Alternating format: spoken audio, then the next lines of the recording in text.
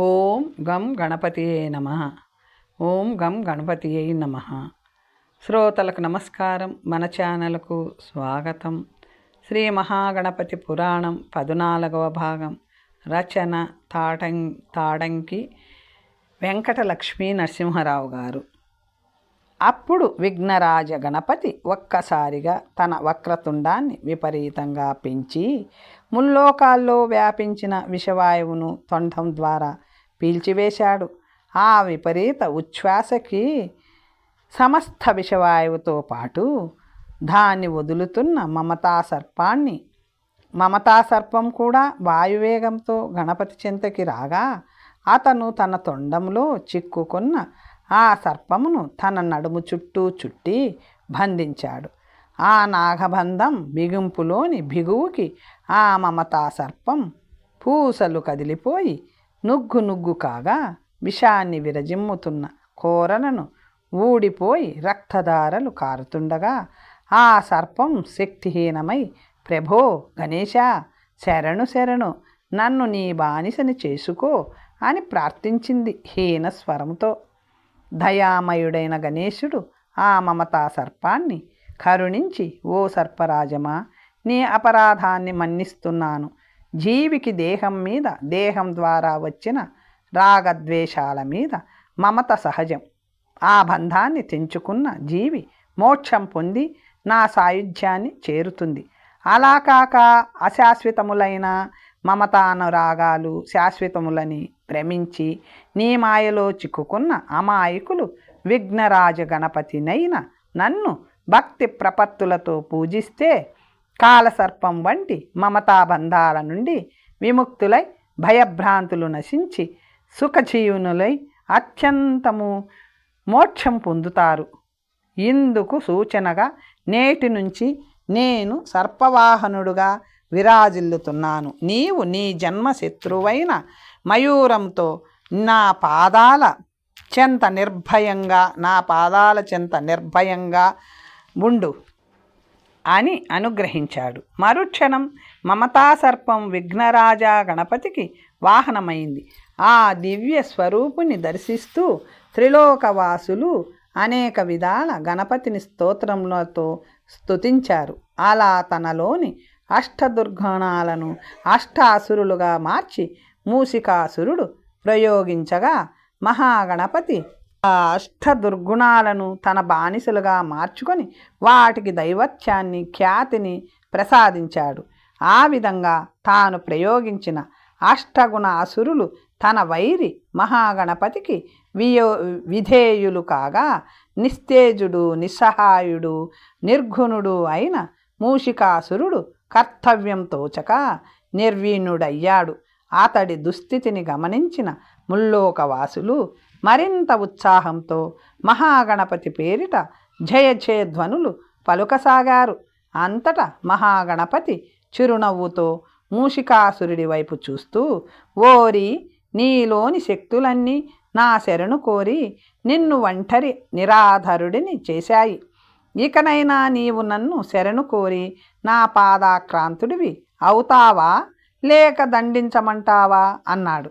మూషికాసురుడు లేని ధైర్యం తెచ్చుకొని, ఏయ్ గణేశ, త్రిలోకములలోని వారెవ్వరూ నన్ను జయించలేరు, ఎదిరించి నిలవలేరు.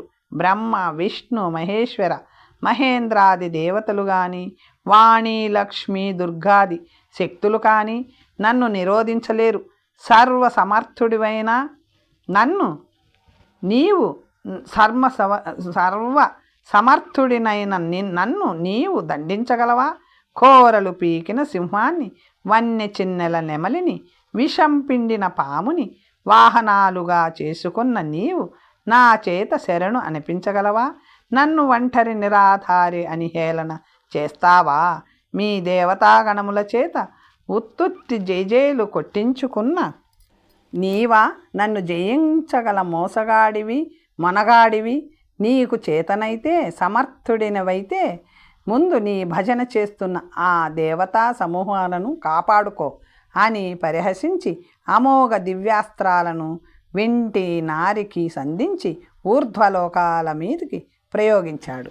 మూషికాసురుడు ప్రయోగించిన దివ్యాస్త్రాలు పరమేశ్వరుని పాశుపతాస్త్రాన్ని మించి, మహావిష్ణువు నారాయణాస్త్రాన్ని మించి, ఆదిశక్తి త్రిశూలమును మించి ప్రచండ ప్రళయాగ్ని జ్వాలలు కక్కుతూ త్రిజగాలను చుట్టుముట్టి దహించసాగాయి. ఒక్కసారిగా ముల్లోకాలు ప్రళయాగ్నికి దగ్ధమవుతుంటే త్రిలోకపాలకులైన త్రిమూర్తులు త్రిశక్తి రూపిణులు నిర్విణ్యులవుతుంటే త్రిలోకవాసులు భయాందోళనలతో వణికిపోతూ పరబ్రహ్మస్వరూప గణపతి దేవా, ముల్లోకాలను చుట్టుముట్టిన ఈ ప్రళయాగ్ని కీలలు మమ్మల్ని దహించి దగ్ధం చేయనున్నాయి, కాపాడు దేవా కాపాడు అంటూ దీనాలాపనలతో ఆక్రోశించసాగారు. వారి ఆర్తనాదాలు వింటున్న మహాగణపతి ఆ ప్రళయాగ్నిని ఎలా నివారించాలో తోచని వాడిలా క్షణంపాటు నిర్లిప్తుడయ్యాడు.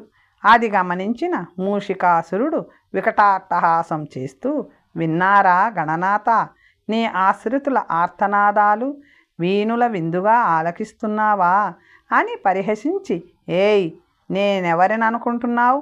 బ్రహ్మవరప్రసాదుడిని. ఈ జగత్తులో దేవమానవ దానవుల చేతగాని స్త్రీల చేతగాని సింహశార్ధూలాది మృగములు వాటి గోళ్ల చేతగాని సర్ప వృచ్చికాది కముల విశాల కోరల కొండెముల చేతగాని గజమహిషాది జంతువుల చేతగాని శంఖ చక్ర గదా ఖడ్గాది ఏలాంటి ఆయుధము చేతగాని రాళ్ళు రప్పలు వృక్షములు నదీ నదములు వాయు అగ్ని ఆకాశాది భూతముల చేతగాని అన్నట్లు సగం మనిషి సగం మృగం గాని నరసింహాది అవతారముల గోళ్ల చేత గాని ఈ జగత్తులోని మరే ప్రాణి మరే ఆయుధము చేత గాని అంటుంటే అంతరిక్షంలో నిలిచి ఉన్న నారదుడు నొచ్చుకుంటున్నట్లు నటిస్తూ, కొంప ముంచుకున్నావయ్యా మూషిక అని అరిచాడు బిగ్గరగా. ఆ అరుపుకి ఉలిక్కిపడి తలెత్తి చూస్తూ, ఏమిటి నారదా అడిగాడు ఆగ్రహంతో. దంతమయ్యా దంతం, విఘ్నేశ్వరుడి ఆధిపత్యాన్ని నువ్వు పొందాలన్న దురాశతో బ్రహ్మదేవుడి నుంచి ఈ వరాలన్నీ పొందావు. కానీ ఈ గజాననుడికి అలంకారం మహాశక్తివంతమైన అతని దంతముల వల్ల ఎలాంటి ప్రమాదము రాకుండా వరాన్ని పొందలేకపోయావు.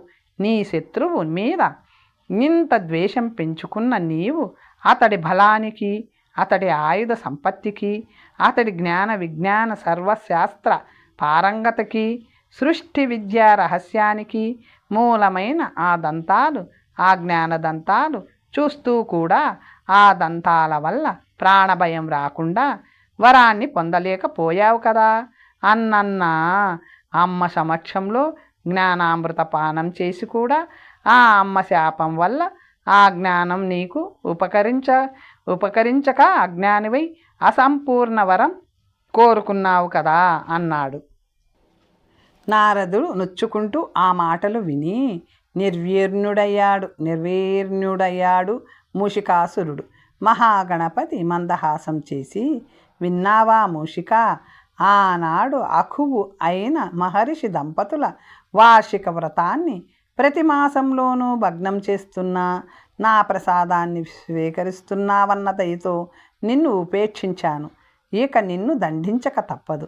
నీ దండనకి నా దంతమే సరి అని తన కుడివైపు దంతమును ఒక్క ఉదుటున ఊడదీసి, మహాదంతరాజమా, ఈ మూషికుడు ప్రయోగించిన ప్రళయాగ్నిని తక్షణం చల్లార్చి ముల్లోకాలను శాంతపరిచి ఇట్టి విఘ్నమునకు కారకుడైన ఈ మూషికుడిని, ఈ అనింద్యుడిని దండించు అంటూ తన దంతమును ప్రయోగించాడు మహాగణపతి. మరుక్షణం ఆ దంతము అంతంతై బ్రహ్మాండమంతైంది. అంతటా త్రిలోకములను చుట్టుముట్టిన ప్రళయాగ్ని యావత్తు ఒక్కసారిగా ఆకర్షింపబడి పెళపెళమంటూ వచ్చి ఆ మహాదంతమునందు ఐక్యమైపోయింది. అంతట మహాగణపతి పంచముఖములతో 10 బాహువులతో మహారౌద్రపూరితమైన విశ్వవిరాట్ స్వరూపాన్ని ప్రదర్శించాడు. బ్రహ్మాండమంతా ఉన్న అతని మహాదంతము అతని దక్షిణ హస్తములలో నొకదాన్ని అలంకరించింది. ఆ దంతమునందు నిర్లిప్తమై ఉన్న ప్రళయాగ్నిని మృంగడానికి మహాగణపతి దేవుడు ఆదిశేషుడి శరీరాన్ని మించిన తన సుదీర్ఘమైన వక్రతుండాన్ని పైకెత్తి భూంతరాలు దద్దరిల్లి గజగజలాడిపోయేలా భీకరంగా ఘీంకరించాడు. ఆ ఘీంకార ధ్వనికి సమస్త భువనాలు కంపించిపోతుండగా గణపతి దేవుడు నోటిని విశాలంగా తెరిచి తన మహాదంతంలో ఉన్న ప్రళయాగ్ని జ్వాలని సేవించాడు.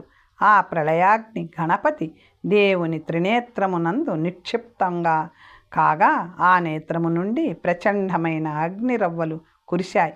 అలా ప్రళయాగ్నిని స్వీకరించిన మహాగణపతి భగభగమండే అగ్నిజ్వాలల వలె మరింత రౌద్రపూరిత వదనుడై వీరావేశంతో ఘీంకారాలు చేస్తూ ముందుకి వెనక్కి ఊగసాగాడు.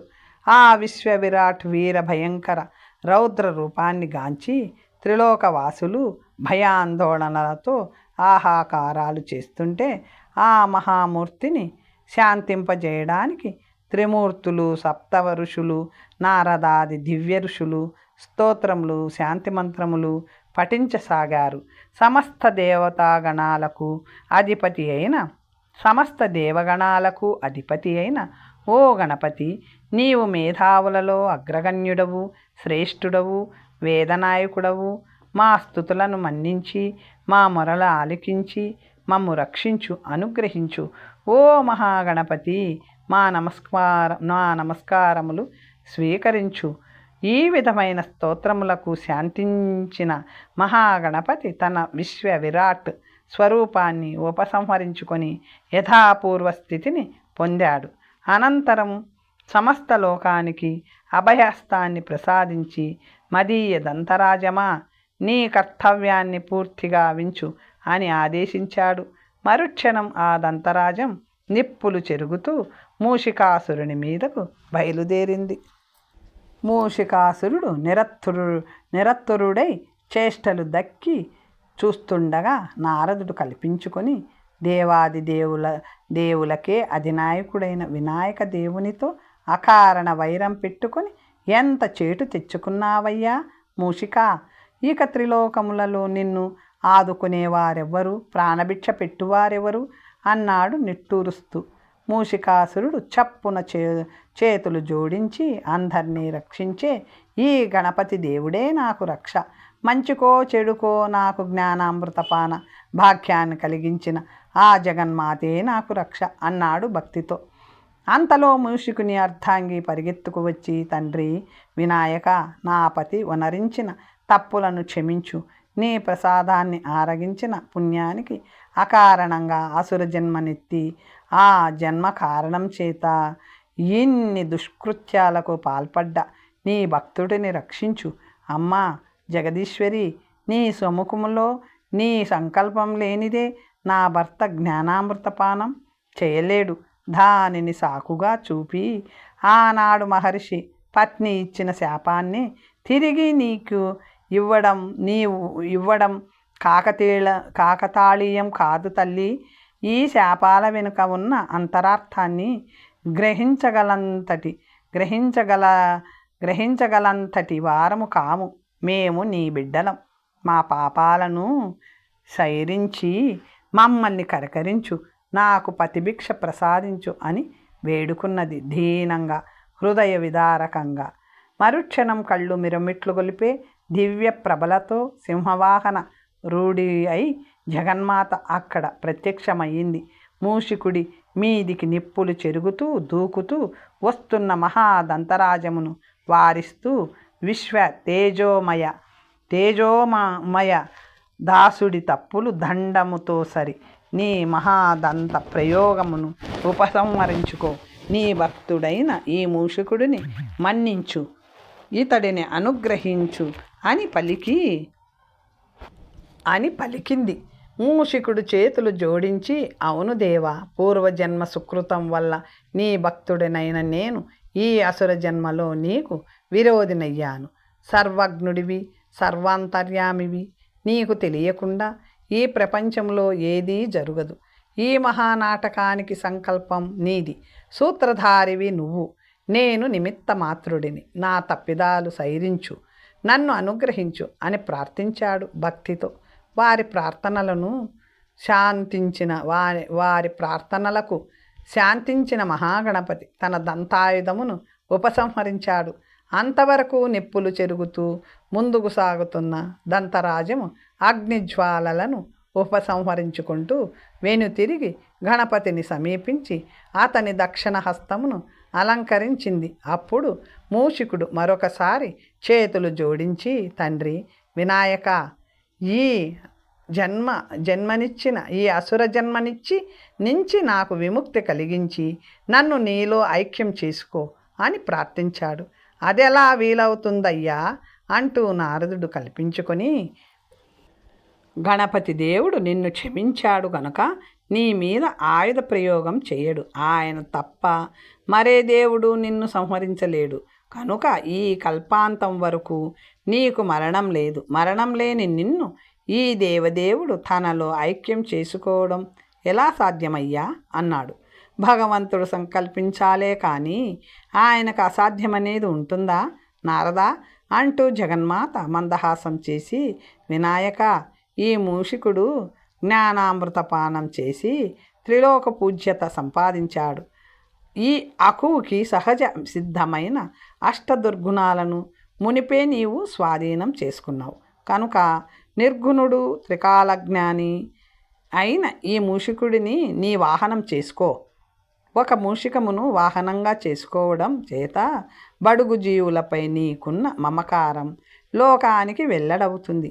జ్ఞానామృతపానం చేసిన ఈ మూషికుడికి నీ వాహనంగా త్రిలోక పూజ్యత లభిస్తుంది. నీవు మూషిక వాహనుడుగా ఏకదంతుడుగా చిరకీర్తి నందుతావు అని తెలిపింది జగన్మాత. ఏమిటేమిటి? ప్రథమ పూజార్హుడు ప్రప్రథమ గణాధిపుడు అయిన ఈ మహాగణపతి దేవునికి ఒక మూషికమా, ఒక ఎలుక వాహనమా? తల్లి, ఏమిటి ఈ విశేషణం అడిగాడు నారదుడు విస్మయంతో. జగన్మాత మందహాసం చేసి, ఈ మహాగణపతి ఎవరనుకుంటున్నావు నారదా? ఎవరి నుండి ఈ సృష్టి సమస్తము ఉద్భవించిందో, ఎవరి నుండి అగ్ని, ఆకాశము, భూమి, సప్త సముద్రములు, సూర్యచంద్రులు, గ్రహములు, నక్షత్రములు, వాయువు, ఇంద్రాది సమస్త దేవతలు, అశ్వ, మృగ, పక్షి సంఘములు జనించాయో ఆ పరబ్రహ్మమే ఈ మహాగణపతి. దేవతలందరూ ఇతడిని సుముఖుడు అని కీర్తిస్తారు. మహర్షులందరూ ఇతడిని ఏకదంతుడు అని కీర్తిస్తారు. కిన్నెర గంధర్వులు ఇతడిని కపిలుడు అని ఆరాధిస్తారు. సిద్ధులు, యోగులు ఇతడిని గజకర్ణుడు అని కొలుస్తారు. మానవులందరూ ఇతడిని లంబోదరుడు అని పూజిస్తారు. పక్షి జాతులన్నీ ఇతడిని వికటుడు అని ప్రార్థిస్తాయి. వృక్ష పర్వతములు ఇతడిని విఘ్ననాశనుడు అని కీర్తిస్తాయి. విషజాతులన్నీ ఇతడిని ధూమ్రకేతువు అని స్తుతిస్తాయి. జలాశయములన్నీ ఇతడిని గణాధ్యక్షుడు అని గౌరవిస్తాయి. క్రిమికీటకాదులు ఇతడిని పాలచంద్రుడు అని ఆరాధిస్తాయి. గరుడాది పక్షులు ఇతడిని గణాధిపుడు అని కీర్తిస్తాయి. సమస్త దేవరాశి ఇతడిని గజాననుడు అని ఆరాధిస్తుంది. సుముఖుడు, ఏకదంతుడు, కపిలుడు, గజకర్ణుడు, లంబోదరుడు, వికటుడు, విఘ్ననాశనుడు, గణాధిపుడు, ధూమ్రకేతుడు, గణాధ్యక్షుడు, పాలచంద్రుడు, గజాననుడు అనే ఈ 12 నామాలను ప్రతినిత్యం భక్తి శ్రద్ధలతో పఠించిన విన్న అట్టివారికి సర్వకార్య సిద్ధి చేకూరుతుంది. విద్యారంభమందు, కార్యారంభమందు, ప్రయాణ కాలమందు, సంగ్రామ సమయములందు, ఆపస్సమయములందు ఈ 12 నామ స్తోత్రములను స్మరిస్తే విఘ్నములు నశించి ఆయా కార్యములన్నీ జయప్రదములు అవుతాయి. ఇలా సర్వజగత్తుకి, సర్వజీవులకి మూలాధారుడైన ఈ మహాగణపతి పశుపక్షి జంతు జాతులన్నింటికీ ఆధారుడైన ఈ ఏకదంతుడు ఒక మూషికమును తన వాహనముగా చేసుకొని సర్వభూత దయామయుడన్న నామాన్ని సార్థకం చేసుకుంటాడు. ఇక నుంచి ఇతడు మూషిక వాహనుడు అవుతాడు. నారదా, వాహనమైనా లేని లంబోదరుడు అన్న అపనింద తొలగిపోయి ఈ అనింజుడు పై ఆదివసించి సర్వజీవులకు సమస్త శుభాలను ప్రసాదిస్తాడు. ఈ అనింజుడు ఈ కల్పాంతం వరకు ఈ విఘ్నేశ్వరుడికి వాహనమై విరాజిల్లి భక్తులు ఆయనకి నైవేద్యం పెట్టి ప్రసాదాలని తాను భుజిస్తూ కల్పాంతంలో ఈ మహాగణపతి యందు ఐక్యమవుతాడు అని పలికింది జగన్మాత. తదాస్తు. తమ ప్రియపుత్రుడు మహాగణపతికి అనువైన వాహనం కోసం పార్వతీ పరమేశ్వరులు ఆడిన నాటకం ఈ విధంగా శుభప్రదమయ్యింది. నాయనా అనింద్య, నీవా అసుర రూపాన్ని వదిలి నీ మూషిక రూపాన్ని ధరించు అని ఆదేశించాడు బ్రహ్మదేవుడు. మూషికాసురుడు నమస్కరించి అసుర శరీరాన్ని వర్జించి మూషిక రూపుడయ్యాడు. మహాగణపతి చిరునవ్వుతో అతడిని ఆశీర్వదిస్తూ మూషికా రా అని ఆహ్వానించాడు. మూషికుడు బిరబిరా పరుగు తీసి మహాగణపతికి వాహనంగా అమిరాడు. అమ్మా ప్రియంవదా, నా భక్తురాలివి, మహాపతివ్రతవి అయిన నువ్వు నీ భర్తని అనుసరించు. మహాగణపతికి ఛత్రము అయి అలరారి నీ పతి సేవని, ఈ భగవంతుని సేవని కల్పాంతం వరకు కొనసాగించు అని పలికింది జగన్మాత.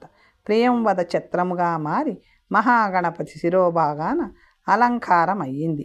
త్రిలోకములలో ఎవరు గాని ఈ మూషిక ఛత్రములు లేకుండా మహాగణపతిని పూజిస్తారో వారి పూజ సంపూర్ణం కాదు, వారికి సంపూర్ణ ఫలం లభించదు. నేటి నుంచి ఈ మూషిక వాహనుడిని భక్తి శ్రద్ధలతో పూజించిన వారు ఇహమందు సర్వసుఖములను అనుభవించి అంత్యమున మోక్షము నందగలరు అని మంగళాచరణము పలికింది జగన్మాత.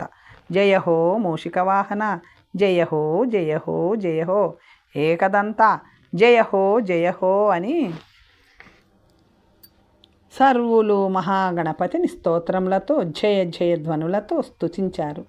శుభం భూయాత్, లోకా సమస్త సుఖినో భవంతు అని ఆశీర్వదించి అంతర్ధానమైంది జగన్మాత.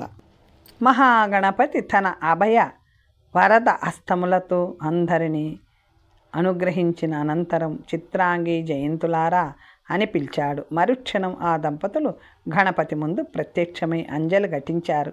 మహర్షి దంపతులారా, మూషికుడి జన్మ సాఫల్యం చెందినందున మీ శాపాలు కూడా నేటితో తీరిపోయాయి. 1 ఏడాది పాటు నా వ్రతాన్ని చేసిన పుణ్యఫలం చేత మీకు త్వరలో పుత్ర సంతానం కలుగుతుంది. ఇహ మీ పూర్వ రూపాలు ధరించి మీ స్వస్థలానికి కైలాసానికి చేరుకోండి అని అనుగ్రహించాడు గణపతి.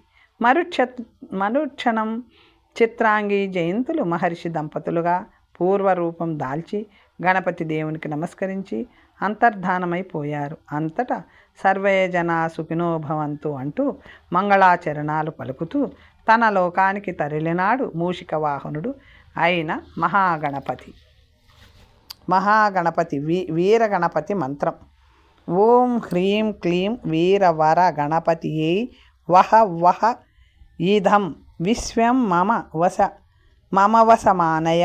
ఓం హ్రీం పట్ అను మంత్రాన్ని ప్రయాణములు చేసేటప్పుడు కానీ ఏదన్నా మనము ఒక కార్యం మొదలుపెట్టేటప్పుడు కానీ ఈ మంత్రాన్ని చెప్పుకొని పఠించి కార్యం మొదలు పెడితే కార్యం నిర్విఘ్నంగా నెరవేరుతుంది. సిద్ధి గణపతి మంత్రం. ఓం నమః సిద్ధి వినాయకాయ సర్వకార్యకర్తే సర్వవిఘ్న ప్రశమనాయ సర్వరాజ్య వశ్యకరణాయ సర్వజన సర్వశ్రీ పురుషాకర్షణాయ శ్రీం ఓం స్వాహ. వినాయక చవితి పర్వదినమున వ్రతాన్ని ఆచరించి ప్రసాదాక్షతలు స్వీకరించిన వారికి చంద్రుని దోషం అంటదని శాస్త్రం. ఒకవేళ చంద్రదర్శనం అయితే ఈ శ్లోకాన్ని పఠించాలి. ఈ శ్లోక అర్థం: సత్రాజిత్తు తమ్ముడైన ప్రసేనుని సింహం చంపింది. దానిని జాంబవంతుడు చంపి ఈ శమంతకమణిని దాసికిచ్చాడు. అది జాంబవంతుని పుత్రికని ఉయ్యాలలో ఉంచి దాసి కాపాడింది. దానివల్ల కృష్ణుడు మణిని అపహరించాడన్న మిథ్యాపవాద దోషం పోయింది. మంత్రం: సింహ ప్రసేనవదీహి సింహ జాంబవతీ హతః సుకుమారక మరోదిః తవ ఏషస్యమంతకం తవ ఏషస్యమంతకః. హరిద్రా గణపతి మంత్రం తెలుసుకుందాం. మూలమంత్రం ఓం హూం గం గ్లౌం హరిద్రా గణపతియే వర వరద సర్వజన హృదయం స్తంభయ స్వాహ. శ్రీ లక్ష్మీ గణపతి మంత్రం తెలుసుకుందాం. ఓం శ్రీం హ్రీం క్లీం గౌం గం గణపతియే వర వరద సర్వజన మే వసమానయా స్వాహ. శ్రీ విద్యా గణపతి మంత్రం ఓం శ్రీం హ్రీం క్లీం గ్లౌం గం ఏ ఏల హ్రీం గణపతియే అసకలహ హ్రీం వర వరద సకల హ్రీం సర్వజనం ఏ వసమానయా స్వాహ. శక్తి గణపతి మంత్రం ఓం శ్రీం హ్రీం క్లీం గ్లౌం ఐం వద వద వాగ్వాదిని సిద్ధ గణపతియే గీం భగవతి స్వాహ. ఓం హ్రీం గం హ్రీం మహాగణపతియే స్వాహ.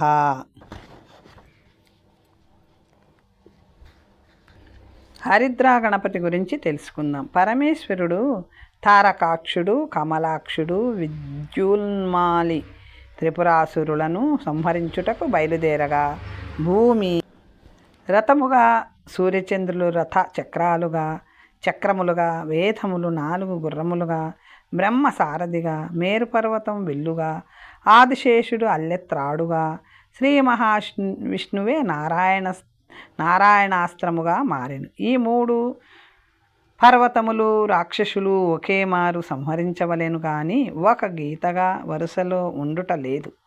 ఇట్టి సమయంలో నంది తన 3 కొమ్ములతోనూ 3 త్రిపురములు క్రింద నుండి పొడచి ఒక వరుసలో నిలబెట్టగా పరమేశ్వరుడు నారాయణాస్త్రమును ప్రయోగించెను. ఈ అస్త్రము దాటికి నంది 3వ కొమ్ము మధ్యది భూమి మీదకు పడిపోయెను. ఈ పసుపు కొమ్ము వెతుకుటకు శివుడు గణపతిని భూమి మీదకు పంపగా గణేశుడు ఎంతో ప్రయాసపడి ఈ పసుపు కొమ్మును వెతికి తీసుకొని వచ్చి నందికి అందజేసెను. ఈ విషయమున సంతోషించిన పరమేశ్వరుడు ఈ పసుపు కొమ్ము భూమి మీద ఉండాలని ప్రతి ఇంట శుభకార్యములలో ముందు దీనిని దంచి పసుపుగా వాడుకోవాలని ఆ పసుపుతో తయారు చేసిన హరిద్రా గణపతికి ప్రథమ పూజ జరగాలని శాసించాడు ఈశ్వరుడు.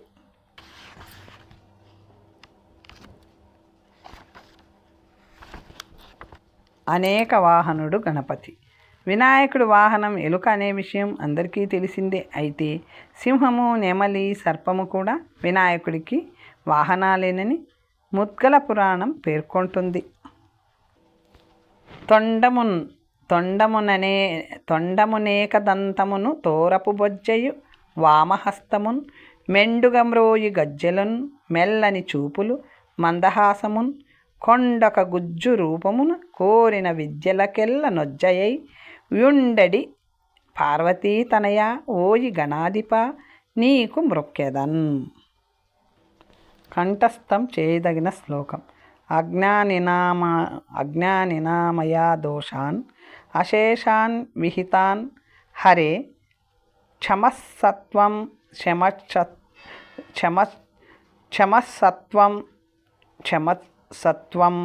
శేషశైల శిఖామణి. స్వామి, నేను అజ్ఞానంతో చేసిన తప్పులు చాలా ఉన్నాయి. శేషశైల ప్రభు, నీవు దయా సముద్రుడవు, వాటిని క్షమించు, నన్ను సన్మార్గంలో ఉంచు.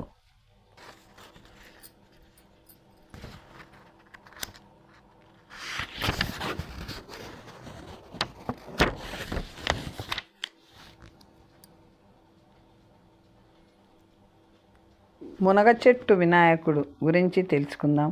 మహారాష్ట్రంలోని పవిత్ర పుణ్యక్షేత్రం షిరిడీకి సుమారు 12 కిలోమీటర్ల దూరంలో గల సాకోరీలోని ఉపాసిని సమాధి మందిర ఆవరణలో ఒక మునగ చెట్టు కొమ్మ గణపతి ఆకృతిలో ఉంటుంది. గణపతి పూజకు మంగళవారం. వారాలలో మంగళవారం గణపతి పూజకు ప్రశస్తమైనదని గణేశ పురాణం చెబుతుంది. మంగళుడు అంటే అంగారకుడు కూడా శివపార్వతుల కుమారుడే కనుక మంగళవారం నాడు చేసే గణపతి పూజ విశిష్టమైనదని, చవితితో కూడిన మంగళవారం నాడు అంగారక చతుర్థి వ్రతం చేసినట్లయితే సకల సౌభాగ్యాలు సిద్ధిస్తాయని గణేశ పురాణం పేర్కొంది.